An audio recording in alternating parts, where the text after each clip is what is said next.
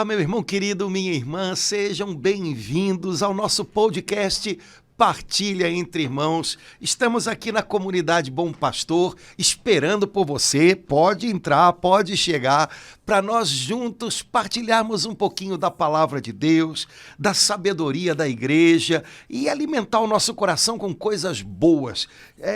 Tem muita coisa complicada acontecendo, sendo noticiada, sendo falada, mas Deus é bom e Ele faz coisas boas todo o tempo, então podemos alimentar o nosso coração com o que Deus tem feito, tem dito, e pedimos a você, se você achar que vale a pena compartilhar com alguém, manda esse vídeo para mais alguém, ou então curte, comenta, mexe um pouquinho aí no seu celular ou no seu computador para a internet entender que é para botar esse vídeo para outras pessoas, para empurrar para frente. Então, contamos com a sua ajuda. Laura Beatriz, minha irmã, tudo beleza? Como é que tá de quaresma?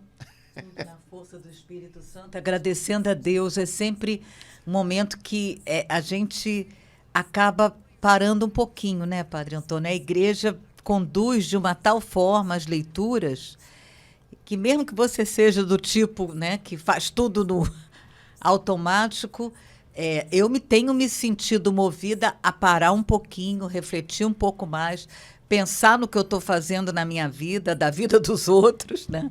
Pensar onde eu tenho olhado, pensar o que eu tenho falado, pensar o que eu tenho buscado, o que eu tenho desejado. Esse verbo desejar é bom, né?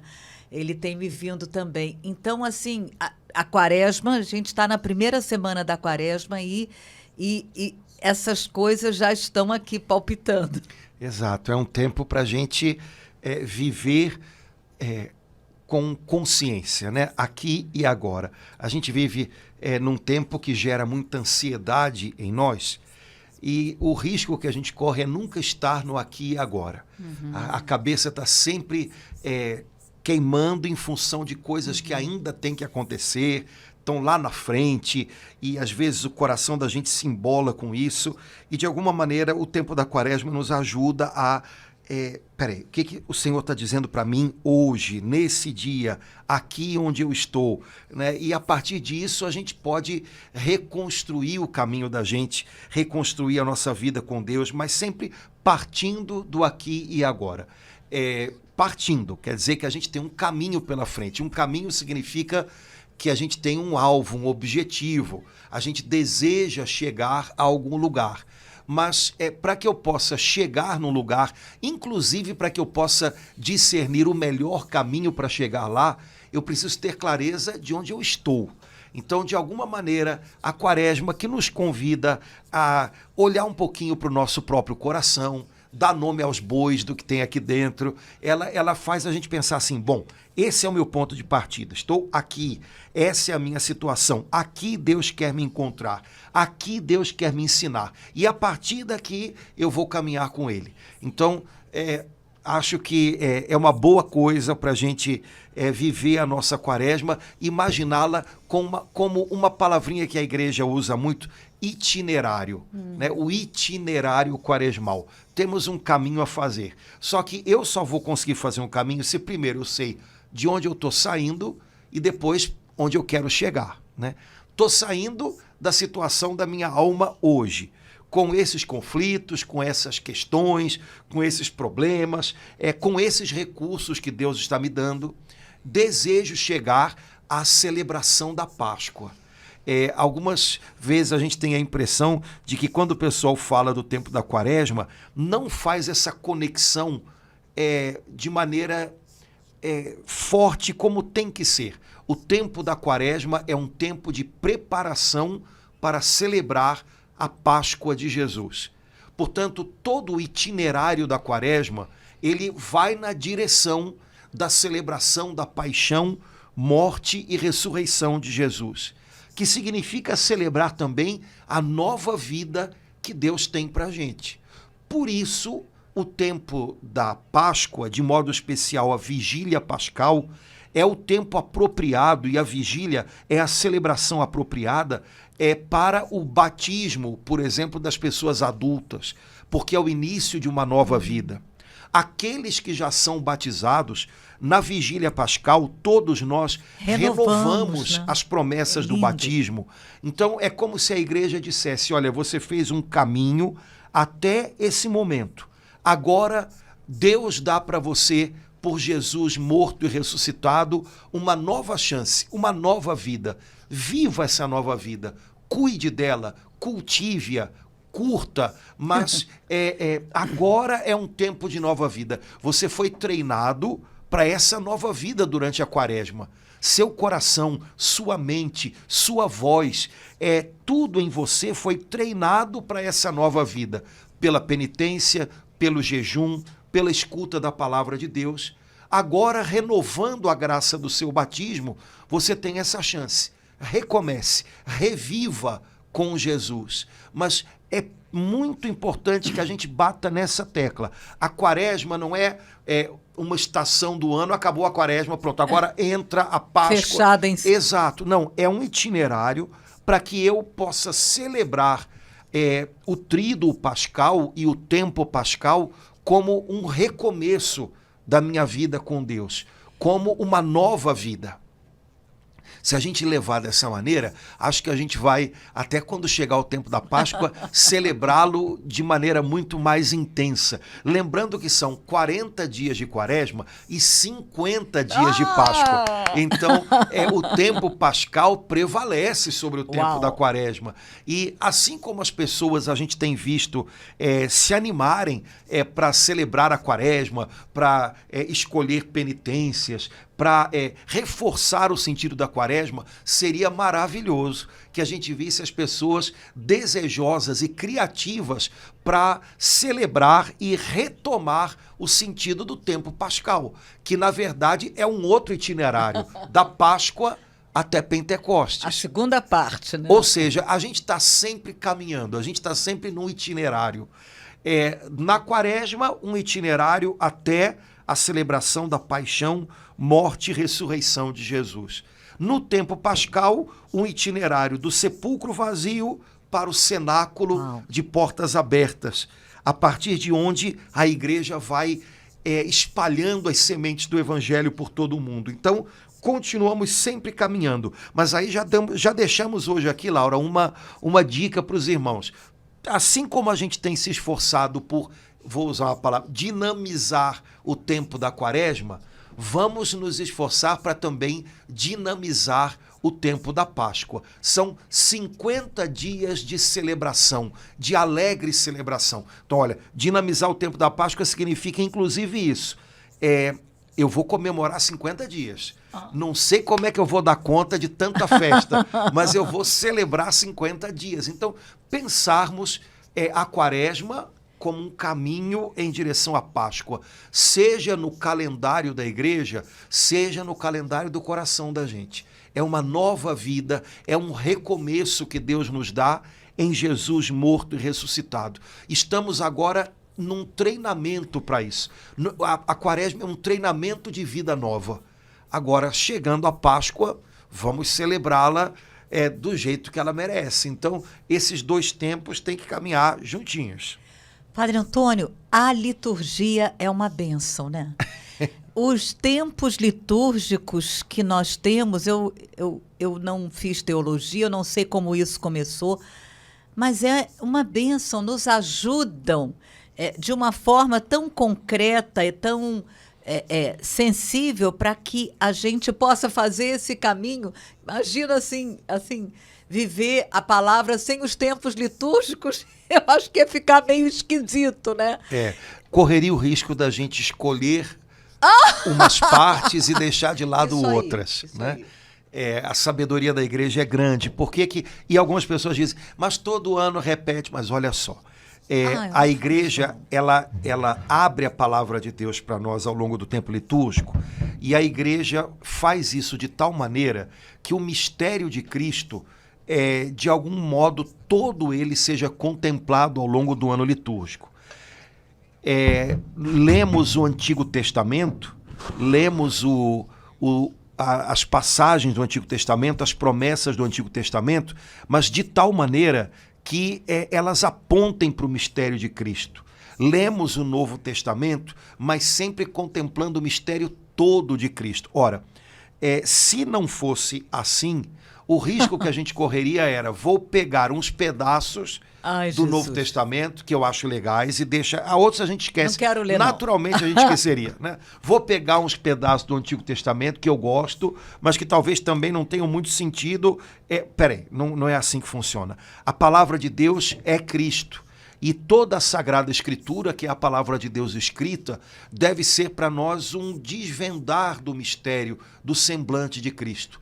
Então, a igreja nos ajuda, pelo ano litúrgico, fazendo isso. Como mãe mestra, né, Padre Antônio? Como uma mãe faz com o filho. Os estudiosos da história da liturgia, eles arriscam, né, porque também não tem como a gente ter 100% de certeza em algumas coisas, mas eles arriscam que, num primeiro momento, num primeiro momento há o domingo, que é a celebração da Páscoa a toda semana, né?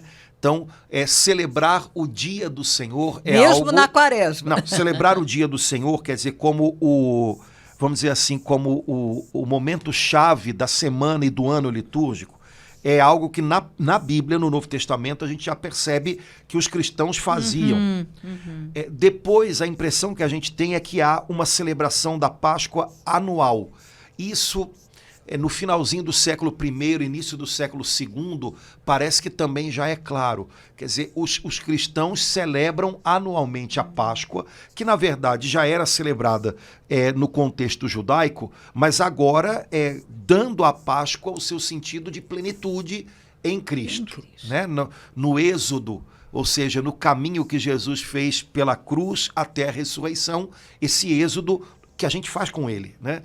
Então, se tem a impressão de que a celebração anual da Páscoa começou também cedo. Possivelmente os cristãos celebravam a Páscoa judaica, mas já colocando o sentido cristológico dessa festa, né? Compreendendo que ela já tinha chegado à sua plenitude. Depois, a impressão que se tem é que, por causa da preparação das pessoas que iam ser batizadas, começou a se celebrar uma quaresma, que talvez não tivesse na sua origem 40 dias, em alguns lugares mais, em outros lugares menos, mas um tempo de preparação para os que seriam batizados. Em primeiro lugar, para eles. E depois, com o tempo, para todos.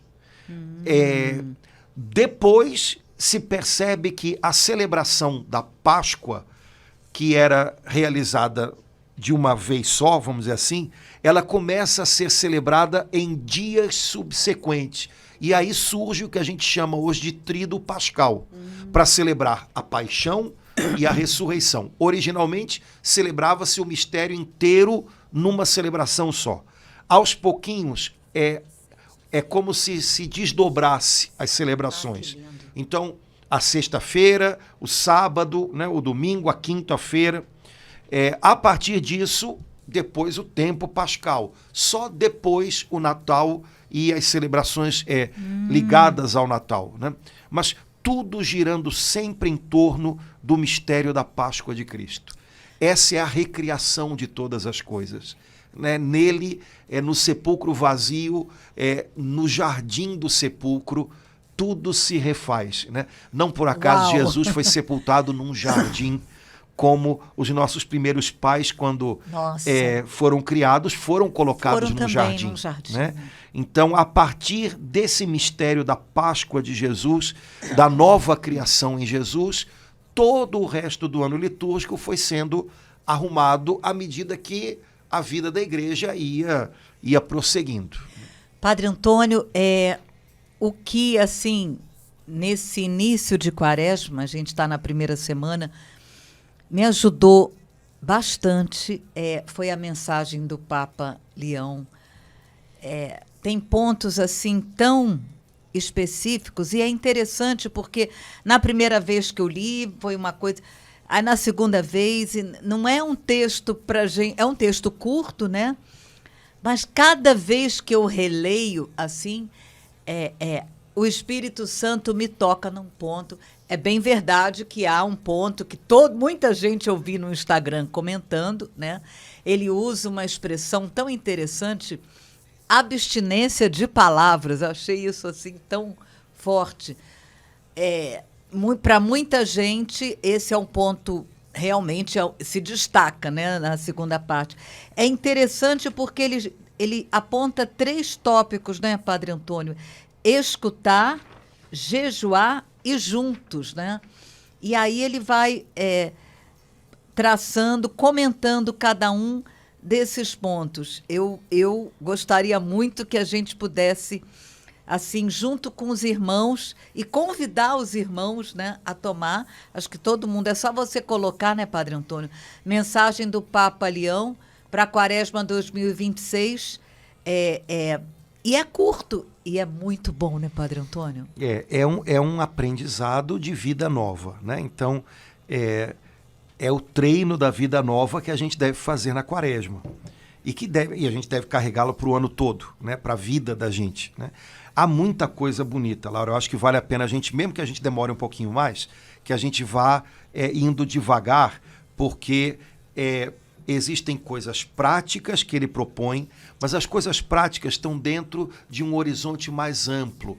Ele convida a gente a um olhar de horizontes e depois, para que a gente possa caminhar em direção a esse horizonte, que a gente tenha umas balizas no caminho, né? Então, eu acho que vale a pena a gente olhar com atenção. A primeira coisa que me chamou a atenção é a primeira frase, para mim qual também. Ele diz que o tempo da Quaresma é um tempo no qual a Igreja nos convida a recolocar o mistério de Deus no centro de nossa vida. Então, estamos nos preparando para celebrar o mistério da Páscoa de Cristo. O mistério de Deus, vou dizer de outra maneira, a misteriosa grandeza de Deus que se revelou a nós, revelou-se de modo especial na cruz e no sepulcro vazio. Portanto, é preciso que a gente volte a ter no centro da nossa vida o mistério de Deus, que é o segredo do coração de Deus que vai se revelando a nós. Isso, na linguagem da Bíblia, na linguagem de São Paulo, principalmente, significa a palavra mistério. Para nós, mistério dá a impressão de alguma coisa, sei lá, né, oculta. Mas para São Paulo, mistério é algo real, que estava oculto e que agora vai sendo desvendado. Então, é o coração de Deus que vai se desvendando a nós. É o sonho, o plano amoroso de Deus que vai se revelando a nós, e a gente descobre que a gente faz parte desse plano de Deus. Mas o plano de Deus acontece, o plano de Deus se torna patente, o plano de Deus atua e não volta mais atrás a partir desse momento. O mistério da cruz e da ressurreição de Jesus. Então o Papa está dizendo, ponha de novo no centro da sua vida esse mistério de Deus. Que delicadeza, né? Parece que ele estava vendo o que estava nos nossos corações, e ele sabe que com muita facilidade a gente coloca no centro tantas outras vozes e coisas. Achei assim de uma ternura de pai, assim, sem chamar a atenção. Laura, eu sei que, minha filha, você toda hora, mas de uma forma tão suave, convido a recolocar o mistério de Deus no centro. Ai, muito bom.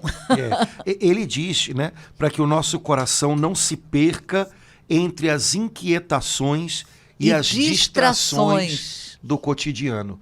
É interessante porque quando Jesus conta a parábola da semente, né, da semeadura, ele diz que uma das coisas que sufocam a semente da palavra de Deus são justamente as preocupações da vida. A gente às vezes pensa que o que sufoca o que Deus quer dizer, quer fazer na nossa vida é o pecado, aquela coisa já bem claramente negativa. E Jesus diz, não, às vezes o que sufoca a palavra de Deus, o que não deixa você ver o que Deus quer fazer na sua vida, o que não deixa você entender o que Deus quer fazer na sua vida, é que você está tão preocupado com as coisas da sua vida que você começa a imaginar soluções, respostas que se antecipam e que não deixam vir até você a revelação da palavra de Deus. É como se as preocupações da vida fizessem a gente produzir soluções que não solucionam, respostas que não são verdadeiras. E aí essas coisas sufocam o que Deus gostaria de ensinar para a gente. Então o Papa está dizendo, olha, às vezes o nosso coração se perde na inquietação e nas distrações do cotidiano. Portanto, é preciso que a gente encha o nosso cotidiano. Cotidiano quer dizer o quê? Dia a dia. O dia a dia. Encha o nosso dia a dia com o mistério de Deus, com o mistério da paixão, morte e ressurreição de Jesus. Quando a gente olha para a vida com as lentes desse mistério, tudo começa a ser visto de uma maneira mais nítida. O sofrimento que eu achava que era inútil, quando eu olho para ele com as lentes do mistério da paixão, morte e ressurreição de Jesus, eu percebo que o meu sofrimento pode se tornar a minha oferta nas mãos de Deus e que ele não é inútil. Talvez nesse sofrimento Deus esteja me corrigindo, me ensinando, Deus esteja de alguma maneira chegando em áreas da minha vida que antes eu não percebia. E de repente, quando eu olho para as situações do meu dia a dia com as lentes do mistério de Deus, eu vejo tudo com a luz da ressurreição de Jesus. E aí eu vejo esperança onde eu não via, eu vejo perdão onde eu não via, e pronto, tudo começa a ficar diferente. Mas é preciso que ele esteja no centro. Se as preocupações estão no centro, o Papa nem diz, né, e a Escritura também não diz que a gente não deva ter preocupações. Elas vêm, mas se elas estão no centro, a gente se perde. Né? Se a inquietação está no centro, a gente se perde. Quando a gente lança sobre Jesus as nossas preocupações, quando a gente olha para as coisas do dia a dia com esse olhar, com essa lente do mistério de Jesus, aí as outras coisas vão fazendo sentido. Mas ele tem que estar no centro. E aí ele já dá a pista para dizer, porque às vezes a gente está tão envolvido com essas distrações e inquietações, e aí no parágrafo seguinte ele diz, né, que esse caminho de conversão, muitas vezes envolvido em distrações e inquietações, começa... Eu achei essa frase tão... Quando nos deixamos alcançar pela palavra. Ela me deu, assim, temor de Deus, significa que muitas vezes eu me coloco diante da palavra, mas ela pode não me alcançar, né, Padre Antônio? Eu posso estar tão correndo lá na frente com a minha ansiedade que a palavra de Deus não me alcança, né? Deixar-se alcançar pela palavra é o primeiro passo no caminho da conversão, da mudança para melhor. E eu acho isso muito legal porque deveria ser algo evidente. Ora, se eu estou com o meu coração inquieto, se eu estou com a minha mente distraída por mil coisas, é claro que a minha mudança, a minha transformação para melhor não vai começar nos meus próprios pensamentos, nos meus próprios sentimentos. É preciso que alguma coisa nova, alguma coisa criativa, alguma coisa poderosa seja o início da minha mudança. Não vai ser o que eu penso, porque o que eu penso está contagiado de ansiedade. Não é o que eu sinto, porque o que eu sinto está contagiado de inquietação. Tem que ser algo que venha de Deus. A palavra que o Senhor nos confia a cada dia como um tesouro e que a gente deve deixar que nos alcance. Eu não leio a palavra para encontrar na palavra confirmações para o que eu já sei ou já penso. Eu leio a palavra para que a minha mente seja transformada e concorde com aquilo que eu descubro na palavra me é revelado na palavra. E quando a gente compreende isso, muda um pouquinho a coisa. Né? Quem lê a palavra, quem ouve a palavra na liturgia, quem lê a Bíblia, imaginando sempre encontrar coisas que confirmem o que já está pensando, o que já está sentindo, não vai ver sentido em muita coisa. E é um vício às vezes. Porque a palavra de Deus, diversas vezes, vai nos confrontar, vai nos fazer ver as coisas por uma dimensão que a gente não via antes.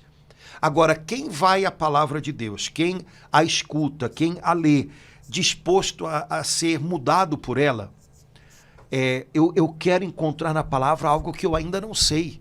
Eu quero encontrar na palavra uma correção de rota. Aí sim, vai descobrindo muita coisa.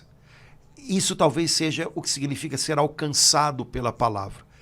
A palavra me surpreende. Né? Ela vem ao meu encontro e me surpreende no meu caminho. Achei muito bonita a expressão que ele usa na frase de baixo. A gente precisa aprender a ter hospitalidade para com a palavra de Deus. Olha que beleza. Nossa! A gente usa a palavra hospitalidade normalmente para falar de alguém que a gente acolhe na nossa casa. Pois então precisamos ser hospitaleiros com a palavra de Deus. A palavra de Deus é alguém, é Jesus, que a gente precisa aprender a acolher na nossa casa. Agora, eu acho que todo mundo faz essa experiência, ao mesmo tempo que é muito gostoso acolher alguém em casa, também sempre é muito trabalhoso. Por isso há pessoas que preferem nunca receber ninguém, porque receber alguém em casa significa ter que mexer numa coisa, preparar um lugar para dormir, preparar alguma coisa a mais na geladeira, não ficar tão à vontade porque tem outra pessoa, né? Tudo isso incomoda. Então, ter hospitalidade significa, inclusive, deixar-se incomodar. Eu preciso deixar a palavra de Deus me incomodar. E pode ser que de tanto ela me incomodar, um dia eu resolva mudar. Né? Então, ser hospitaleiros à palavra. Ok, Senhor, fala, teu servo escuta. Eu sei, pode ser que o Senhor fale e para eu dar hospitalidade a essa palavra, eu vou ter que mexer em alguns móveis aqui no meu coração. Mas eu estou disposto. Pode ser que eu não possa ficar tão à vontade como eu queria. Eu vou ter que me aprumar um pouquinho. Ok, mas eu estou disposto. Ser hospitaleiros com a palavra de Deus. Eu achei isso bem bonito. Né? Isso aí que o senhor falou, acho que acomodar alguma coisa, porque a quaresma, ela cada texto, ela vem para tirar de um comodismo, né, Padre Antônio? Assim. Gostei dessa palavra incomodar, porque eu tenho buscado isso, assim, e a quaresma nos ajuda, eu percebi isso em mim, assim, estava tudo direitinho, tô lá, tô servindo a Deus, sou uma pessoa de Eucaristia, mas deixa ficar como tá. E aí, de repente, eu me vejo, assim, nesses primeiros dias de quaresma, assim, incomodada, me sentindo movida a sair de um certo comodismo, principalmente, né, no que se refere aos três, ao jejum, esmola e oração. É um comodismo desgastante, porque, na realidade, a gente quer fazer malabarismo, segurando com uma mão a vontade de Deus, aí solta e segura a vontade da gente, e solta e segura. Quer dizer, esse malabarismo, ele é desgastante, mas a gente se acostuma, a gente se acomoda com ele. Sem dúvida, a palavra de Deus bate justo nesse ponto. Né? Não há possibilidade de fazer casar a luz com a escuridão. Não dá para você fazer isso. Então, para de tentar fazer isso. A vida se torna mais simples quando ela é, né, unitária, quando ela é íntegra. A vida é muito mais complicada e ela é muito mais cansativa quando a gente tenta fazer o malabarismo. Mas a gente se acomoda nesse malabarismo. Né? E a palavra de Deus vem para nos despertar disso. Para. Né? Frio ou quente. Né? Mas a mornidão, que no fundo é o que a gente chama de acomodação, é o grande problema, porque quando a gente está morno, a gente tem a impressão de que está indo bem. A Santa Helena Guerra falava muito disso, né? Quando você está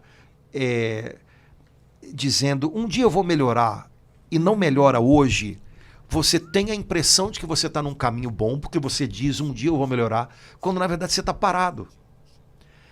E ela diz, olha, às vezes a pessoa que cai numa coisa mais braba, ela tem mais condições de se chacoalhar e mudar, porque ela percebe, meu Deus, onde é que eu me enfiei? Do que a pessoa que está acomodada nesse um dia que não chega nunca. Então, isso é acomodação. Né? Um dia eu vou melhorar, um dia eu vou lidar com isso, um dia eu vou mexer nisso, um dia eu vou sair dessa. Qual é a impressão que você tem? De que você um dia vai sair. Ou seja, você se dá a impressão de que, de fato, tem um movimento acontecendo, quando, na verdade, você está estacionado. Então, essa mornidão, essa acomodação, é o que a Quaresma deseja sacudir na gente, para que a gente comece uma nova vida. Não uma vida de acomodação, né? Não uma meia vida, não como aquele homem que Jesus fala na parábola do bom samaritano, né? Estava meio morto, estava quase morto. Quando Jesus nos encontrou, porque a parábola do bom samaritano, na verdade, em primeiro lugar, mostra que o bom samaritano é o próprio Jesus. Nós éramos aquele homem caído na estrada. Quando Jesus entra na nossa vida, ele encontra a gente meio vivo, meio morto. Mas quando ele entra na nossa vida, é para nos dar vida e vida em abundância. Vida por inteiro. A gente não pode passar todo o resto da vida com Jesus continuando meio vivo, meio morto. Né? Então, sabe, saindo da acomodação, esse é o chamado da Quaresma, para celebrarmos um tempo de ressurreição. A ressurreição dele, que já aconteceu, que é a garantia da nossa, e a nossa ressurreição interior, que a gente deve viver e celebrar. Quando ele entra no primeiro tópico, que é escutar, logo a primeira frase, né, Padre Antônio, novamente ele retoma aquilo que este ano gostaria de chamar a atenção, em primeiro lugar, para a importância de dar lugar à palavra através da escuta, pois a disponibilidade para escutar é o primeiro sinal com que se manifesta o desejo de entrar em relação com o outro. Novamente, ele vem ratificar, parece que ele sabe que a gente tem uma tendência a se distrair mesmo, e ele novamente fala, agora dessa forma, agora dessa vez é assim, no sentido de escutar. Ele chama, não apenas tomar a palavra como ele colocou. Primeiro ele fala ser alcançado, né? O primeiro ponto, ser alcançado pela palavra. E aqui é como se um estágio a mais, né? Eu fui alcançada pela palavra, agora eu preciso escutar. É isso, né, Padre Antônio? Eu acho que a chave está na comparação que ele faz, né? No relacionamento humano, o primeiro sinal de que eu desejo ter um relacionamento com você, não simplesmente passar por você, não simplesmente trombar com você, mas ter um relacionamento com você, é que eu pare e escute e dê espaço para que você fale. A palavra é o instrumento com o qual a gente divide com o outro o que tem dentro da gente. Eu não posso saber o que você tem dentro de você enquanto você não mostrar isso por meio da sua palavra. Essa palavra pode ser um discurso, essa palavra pode ser uma palavra só, essa palavra pode ser um gemido, um choro, mas eu não tenho como ter comunhão, entrar em relacionamento com você, enquanto eu não abro espaço, portanto, enquanto eu não silencio para ouvir o que você tem para dizer. Isso no nosso relacionamento humano, é claro, uma das coisas que mostram que um relacionamento se desgastou é quando acaba a disposição para ouvir o outro. Pois então, o Papa diz, olha, se é assim no nosso relacionamento mútuo, também é assim no nosso relacionamento com Deus. O primeiro sinal de que eu desejo ter relacionamento com Deus não é que eu comece a falar de Deus, não é que eu comece a fazer coisas para Deus, é que eu comece a dar tempo e espaço, portanto, que eu comece a silenciar o meu coração para ouvi-lo. Eu tenho o desejo de escutá-lo. Por quê? Porque a palavra é o meio pelo qual eu sei o que tem no coração do outro. Então, quando eu tenho desejo de Deus, quando eu tenho desejo de me relacionar com Ele, eu preciso saber, Senhor, o que tem no seu coração? Agora, como eu posso saber o que há no coração de Deus se eu não escuto o que Ele diz? Então, abrir lugar para a palavra. Então, sinal de que eu quero um relacionamento com Deus não é, em primeiro lugar, falar de Deus. Eu posso querer falar de Deus porque eu tenho ótimas ideias sobre Deus, porque eu acho um absurdo que haja pessoas que não acreditem em Deus, então eu quero falar de Deus. Tá, mas isso tem pouco a ver com o desejo de um relacionamento com Deus. Pode ter a ver com uma ideia que eu acho que é minha e da qual eu quero convencer os outros. O primeiro sinal de que eu desejo um relacionamento com Deus não é fazer coisas para Deus. Chegar numa igreja e dizer, escuta, o que precisa aí de ajuda? Porque eu posso fazer coisas imaginando que essas coisas vão ser um benefício para mim. Eu acho muito estranho quando eu ouço alguém dizendo, eu queria fazer um trabalho voluntário porque vai fazer bem para mim. Bom, eu tenho certeza que vai, mas eu não posso imaginar que fazer algo para outra pessoa tem como objetivo não a outra pessoa, mas eu próprio. Mas isso pode acontecer. O primeiro sinal de que eu de fato quero um relacionamento com Deus eu quero te escutar, Senhor. Eu tenho desejos de te ouvir. Eu quero conhecer a tua palavra. Eu quero saber o que tem no coração do Senhor. Como é que eu posso saber o que tem dentro do coração de Deus, a não ser conhecendo o que Deus fala, o que Deus diz? Então, essa abertura, essa disponibilidade à escuta, me parece que é a chave. E é o que o Papa, como você colocou, põe logo no início. O que eu achei lindo no parágrafo seguinte é que ele diz que o próprio Deus tem como uma das suas características ouvir. E aí ele faz uma citação do livro do Êxodo, quando o Senhor se manifesta a Moisés na sarça ardente, e o Senhor diz, eu escutei, eu ouvi o clamor do meu povo.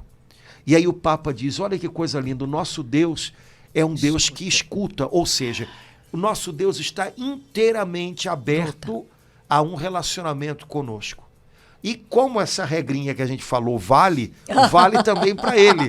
Ou seja, o sinal de que ele tem o coração inteiramente aberto a se relacionar conosco é que ele está sempre pronto a nos ouvir. Que isso é lindo demais. Maravilhoso. Ou seja, nosso Deus deseja ter uma história com a gente, ter um relacionamento conosco. Ele não só nos fez, ele quer continuar nos moldando. Ele deseja que a gente se sinta à vontade nas mãos dele, que a gente confie nas mãos dele que nos moldam. Mas para que esse relacionamento seja possível, ele também tem disposição a nos ouvir. E isso de uma maneira perfeita, ou seja, todo o tempo, ouvindo o que há em nós, sem que a gente precise arrumar muita coisa.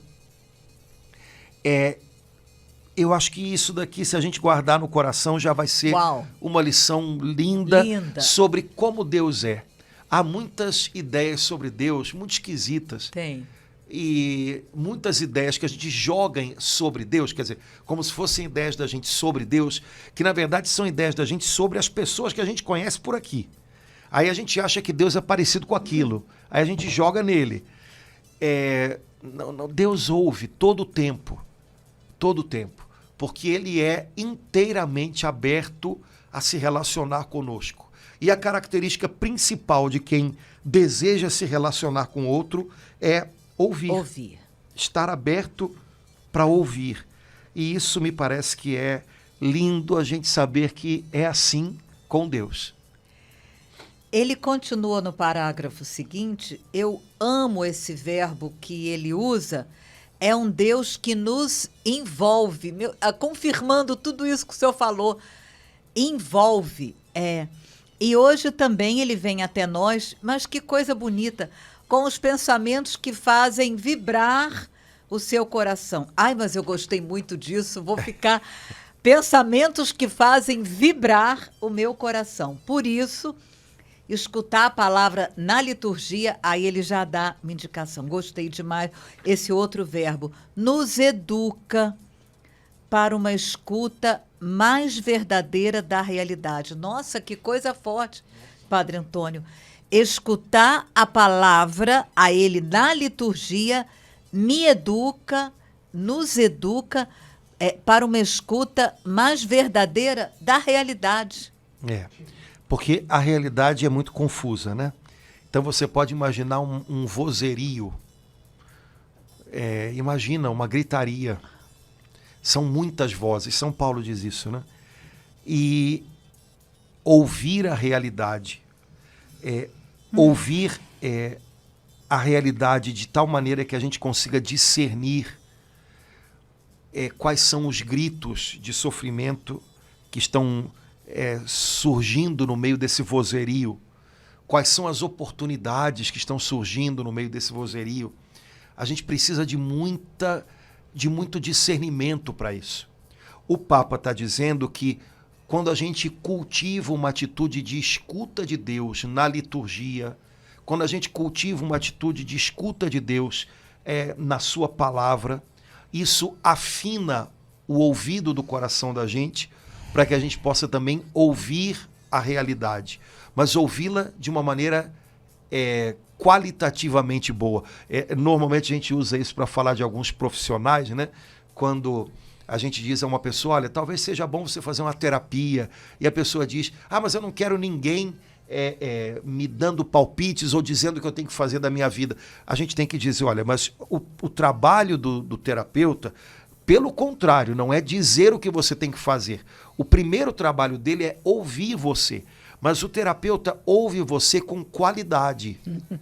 Porque ele é capaz de ouvir você e perceber coisas que um amigo, que uma pessoa próxima, mas que não foi educada para isso, ela não vai ser capaz de perceber.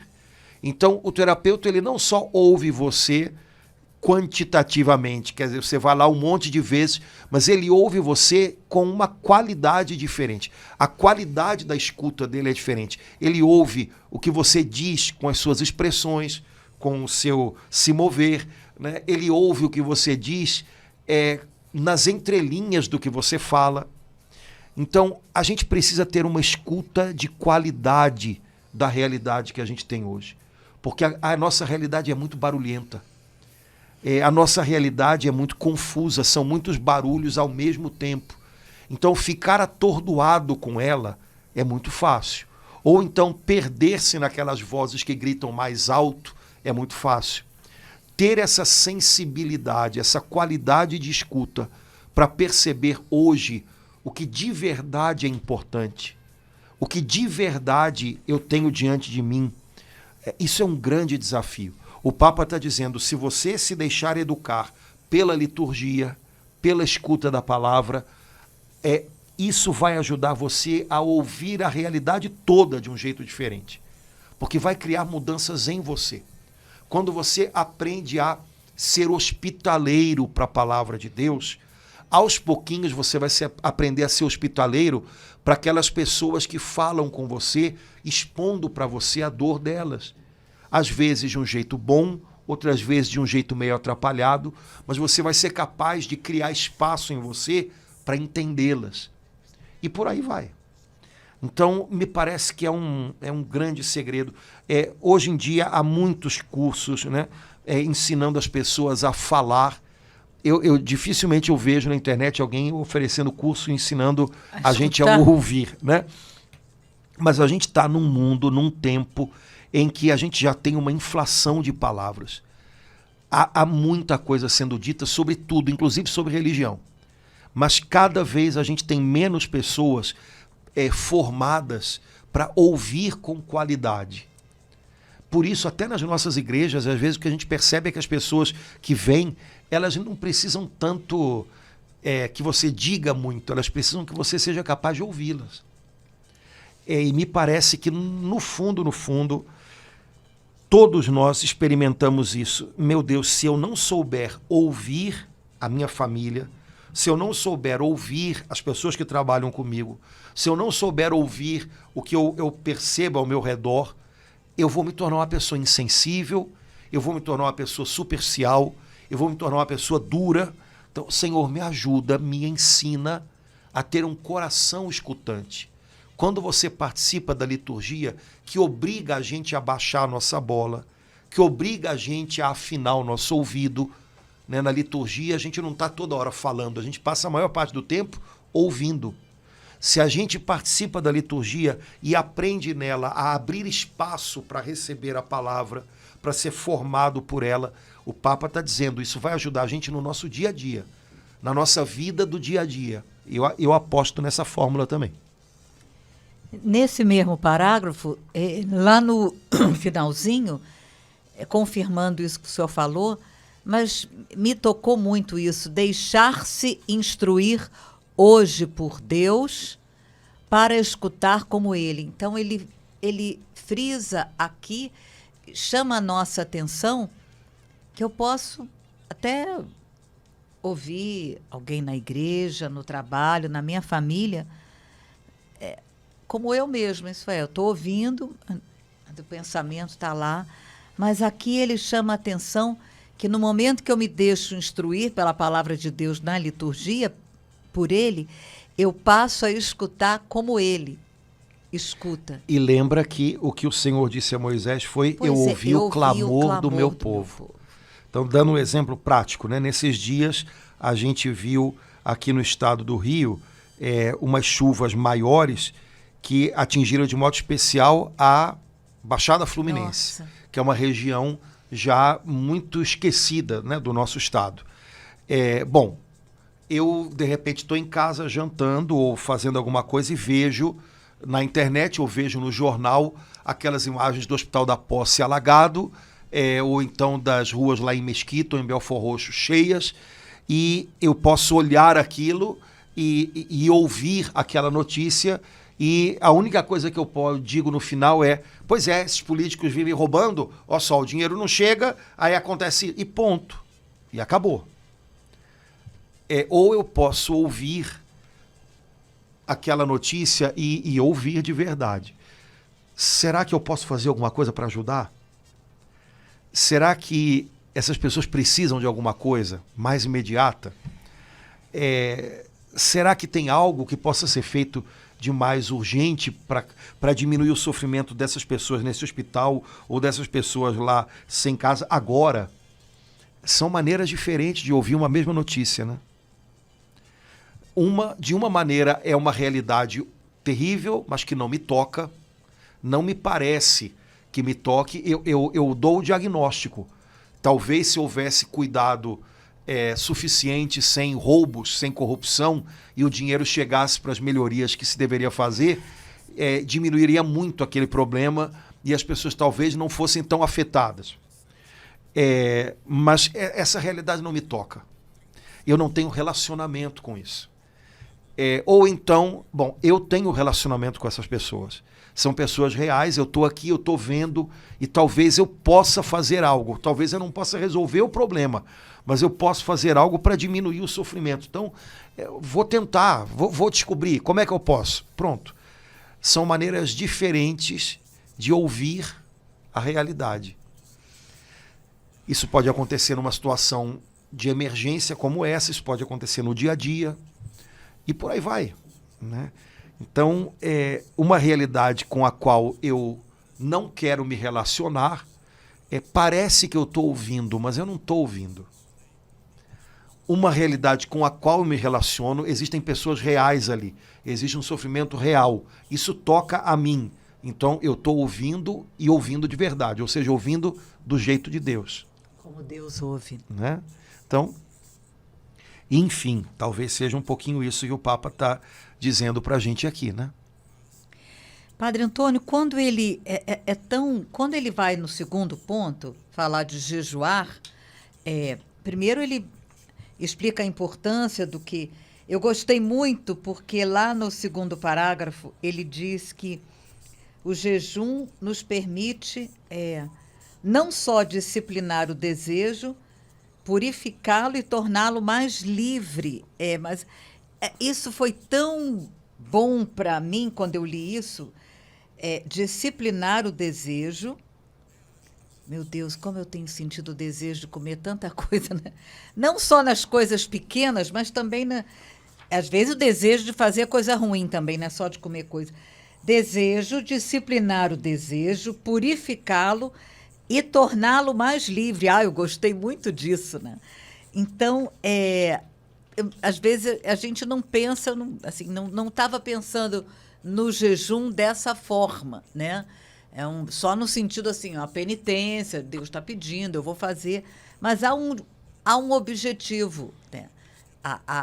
Deus quer me ensinar algo, então disciplinar, purificar e torná-lo mais livre. E dessa forma, para que eu me volte para Deus e oriente o meu agir no bem. Eu acho que tem muita coisa. Bom, quando a gente fala de jejum, a gente está falando de corpo. Jejum tem a ver com comida, tá? Em primeiro lugar, né? Então não vamos esquecer disso. A gente pode fazer jejum de uma série de outras coisas, mas o comportamento padrão de jejum, vamos dizer assim, a analogia fundamental é a partir da limitação na alimentação. Eu posso também fazer jejum de, de ver alguma programação que eu goste na televisão. Eu posso fazer jejum de música que eu gosto de ouvir. Eu posso fazer, mas o elemento fundamental é a alimentação. De todo modo, tanto num caso quanto no outro, jejum tem a ver com o corpo. Então, ordenar o nosso corpo, mas a partir de algo que a gente carrega mais dentro, que é o nosso desejo. E aí é uma rua de mão dupla. Na medida em que eu submeto o meu corpo dizendo não para ele, eu estou aprendendo através desse trabalhinho a regular, a orientar, a disciplinar o meu desejo. Então, quando eu digo para o meu corpo que estava cheio de vontade de açúcar, parece até parece que até que o corpo da gente é outra coisa. A gente é uma coisa só, né? Mas quando eu digo para o meu corpo que está cheio de vontade de comer açúcar, não, hoje você não vai comer açúcar, eu não estou lidando só com o meu corpo, eu estou lidando principalmente com desejo. Um desejo bastante primitivo que tem a ver com a química do corpo, né? Mas é uma forma de desejo. E a nossa vida, ela é movida à base dos nossos desejos, não tem jeito. Então, quando eu disciplino o meu corpo, isso me ajuda a disciplinar, a colocar em ordem, a ter prioridades para o meu ou para os meus desejos. Por outro lado, quando eu abro mão de comer alguma coisa ou de fazer alguma coisa porque agora é tempo quaresmal, agora é tempo de penitência, eu estou fazendo passar à frente do meu corpo um desejo de maior comunhão com Deus, de estar mais com Deus. Então, o desejo bom, o desejo bem orientado passa à frente de outros. É uma ruazinha de mão dupla. Mas, na verdade, o Papa está dizendo, olha, primeiro, a prática do jejum não é uma coisa que passou, vamos mantê-la, né? Vamos mantê-la. Depois, ele está usando uma palavrinha que para Santo Agostinho, que é o chefe dele, né? Para Santo Agostinho, é fundamental, que é a palavra desejo. Santo Agostinho sabia que nós somos movidos pelo nosso desejo. O nosso coração... Jesus diz, onde está o teu tesouro, aí está o teu coração. Onde está o teu desejo, aí está o teu coração, e é atrás disso que todo o resto vai. O coração chega primeiro, mas o resto vai todo atrás de onde está o teu coração. Então, Santo Agostinho sabia que o desejo é um pouco que, vamos dizer assim, o combustível, né, da nossa locomotiva, né? A gente vai onde o nosso desejo nos leva. Por isso, a gente precisa aprender a trabalhar o nosso desejo e os nossos desejos. E aí, os verbinhos que você falou, purificando o desejo, disciplinando o desejo, ampliando o desejo, percebendo que os desejos, no plural, que eu tenho dessa ou daquela coisa, eles nunca vão ser saciados por inteiro. Porque, no fundo, esses pequenos desejos, eles falam de que o meu coração precisa de algo muito maior. E é preciso que eu lembre que esse algo muito maior é Deus. Então, o jejum ajuda a gente a organizar isso, né? Tem desejos que têm que estar à frente. Então, o desejo de Deus tem que regular todos os outros desejos. Tem que colocar em ordem, tem que disciplinar todos os outros desejos. Existem desejos que eu devo alimentar e ampliar. O desejo de conhecer, de tal maneira que eu deseje conhecer cada vez mais, até descobrir que o que eu desejo de verdade é conhecer a verdade, que é o próprio Deus. Existem desejos que eu não devo alimentar. Eu sei que eles estão aqui, mas eu preciso discipliná-los e colocá-los no lugar deles. Eu não posso deixá-los tomar a dianteira. Então, essa palavrinha desejo, para Santo Agostinho, ela é fundamental. O Papa, de vez em quando, volta nela, né, por causa disso. E acho que é uma palavrinha interessante e importante para a gente ter assim no coração. Para onde estão me levando os meus desejos? Qual é o grande desejo da minha alma? O meu desejo tem a ver com esses desejos aos quais eu dou vazão hoje? Ou será que tem um descompasso nisso? Eu tenho que aprender a disciplinar, a ordenar esses desejos em função desse grande desejo que eu digo ter na minha vida. Eu preciso organizar isso dentro de mim, porque senão eu vou correr de um dia para um lado, outro dia para o outro, e vou ficar no meio do caminho sem saber para onde ir. Vai ser uma grande confusão interior. Agora, queria chamar a atenção para uma coisa. Você disse que o Papa falou que a Quaresma é um tempo em que a gente vai aprender com o jejum, a gente vai aprender a organizar os nossos desejos, só que Quaresma são 40 dias. E apesar do pessoal dizer hoje que basta 21 dias para você criar ou desfazer um hábito, eu acho que 40 dias, no que tem a ver com coisas da vida no espírito, é muito pouco. Então, oração, esmola e jejum não são coisas de temporada na vida do cristão. São coisas para o ano todo. Eu posso ter um tempo em que eu me dedico mais a isso ou aquilo, mas são 3 características da vida do cristão pra vida sempre. Há uma palavrinha que surgiu aqui no final desse parágrafo que eu queria chamar a atenção, porque ela tem a ver com esse viver o jejum de um modo constante. Porque 40 dias só não são o bastante para a gente organizar, para a gente colocar em ordem os desejos da gente em função do grande desejo que deve ser andar com Deus. Se eu não fizer isso o ano inteiro, na Pentecostes eu já perdi o que eu consegui durante a Quaresma. A palavrinha que aparece aqui no final é austeridade. Austeridade torna forte e autêntica a vida cristã. Jejum vivido ao longo do ano todo. Esse está onde, Padre Antônio? Final do primeiro parágrafo, tá. da segunda folha. Jejum vivido o ano todo, saber dizer não para si mesmo o ano todo, significa austeridade de vida. E nesse ponto, vamos bater na tecla, porque senão, austeridade de vida, bom, acho que a palavra já diz muito, né? Austeridade é uma palavra que a gente não usa muito atualmente, mas a palavra já é bonita, então ela já fala por si própria. E está entre aspas, só a autoridade, austeridade torna forte e autêntica a vida cristã. Ponto. Austeridade significa colocar limites na exposição de si próprio. Ou seja, no modo como eu me visto, no modo como eu me apresento aos outros. No modo como eu me fotografo, me filmo, para me apresentar aos outros. A austeridade de vida tem a ver com colocar limite nas coisas que eu quero ter, me perguntando se elas têm alguma coisa com alguma necessidade, uma necessidade real minha, ou simplesmente tem a ver com a minha fome de querer ter mais e mais e mais. A austeridade tem a ver com consumo. A austeridade tem a ver com consumo, né? Gastar tempo com coisas, né? com a curiosidade a respeito do outro, né? Falta de austeridade significa exposição excessiva de si próprio, significa curiosidade excessiva sobre o outro, significa consumo excessivo.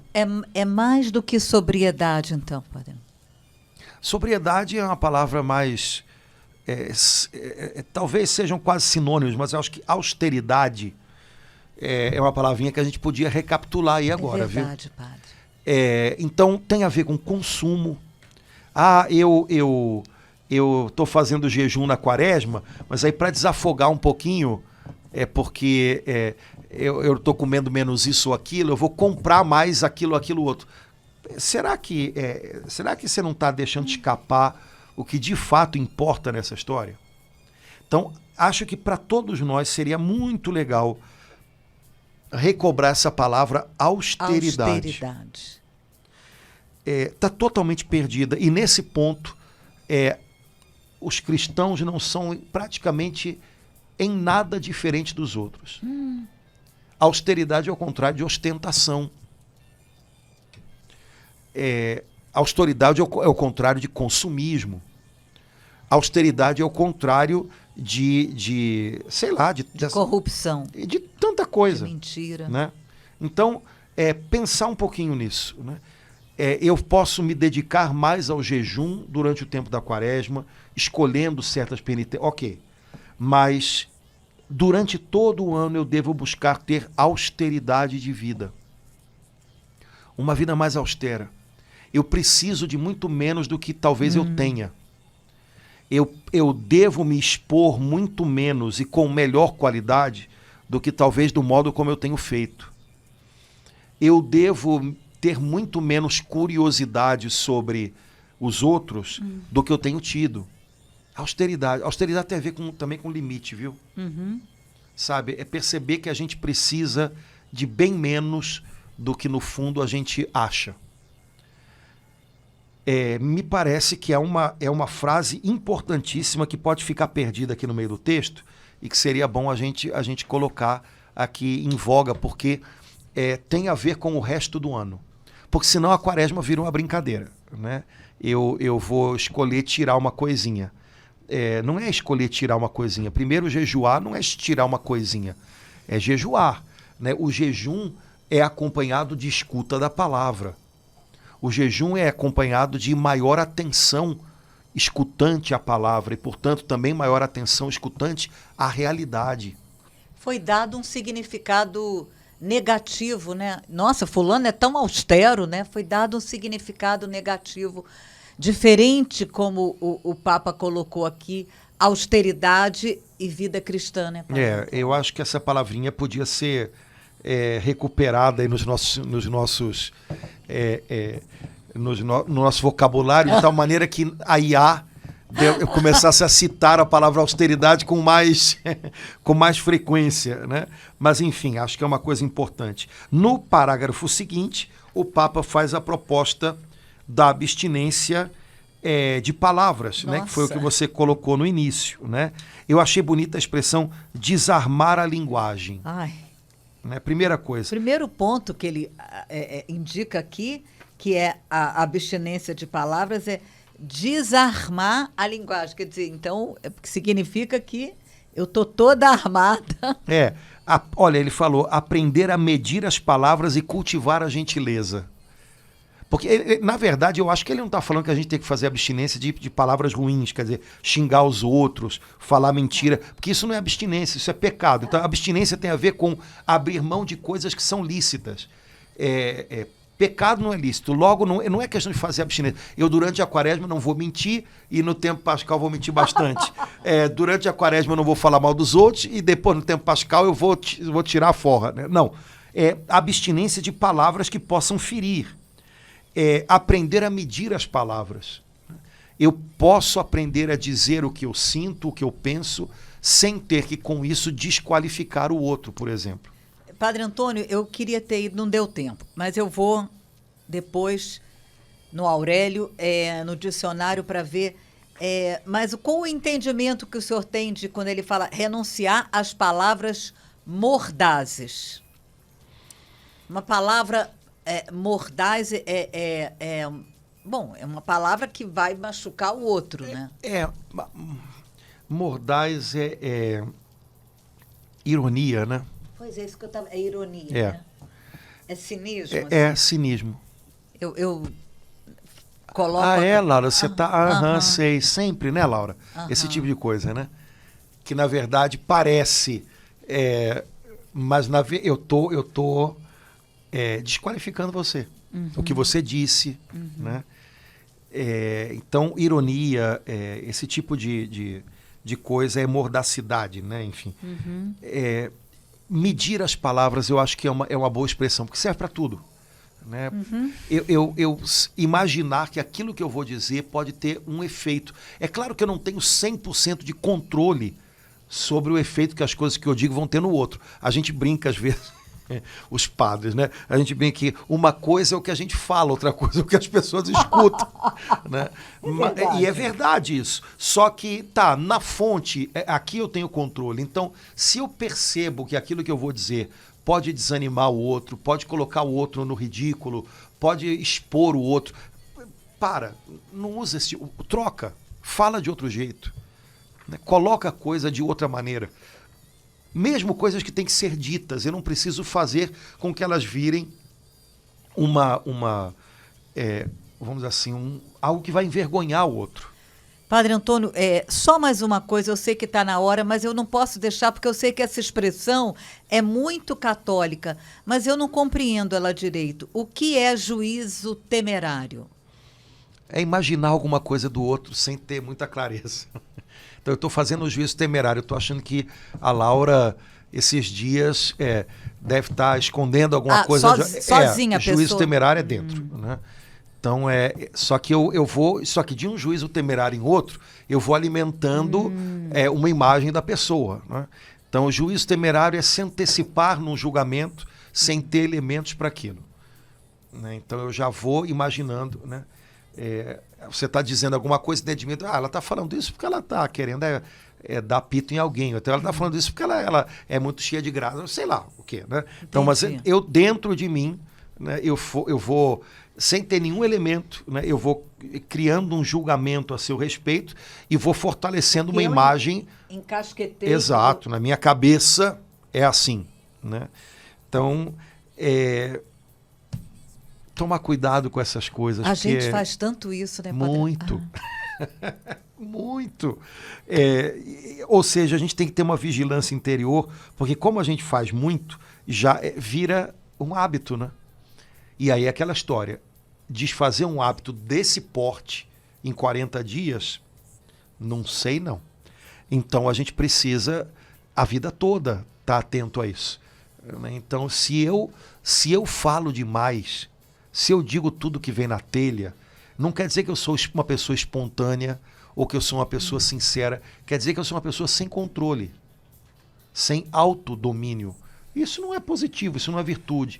Então eu tenho que repensar, cara, o que eu tenho dito, o modo como eu digo, está sendo legal? Precisa ser assim? Poderia ser de outro jeito?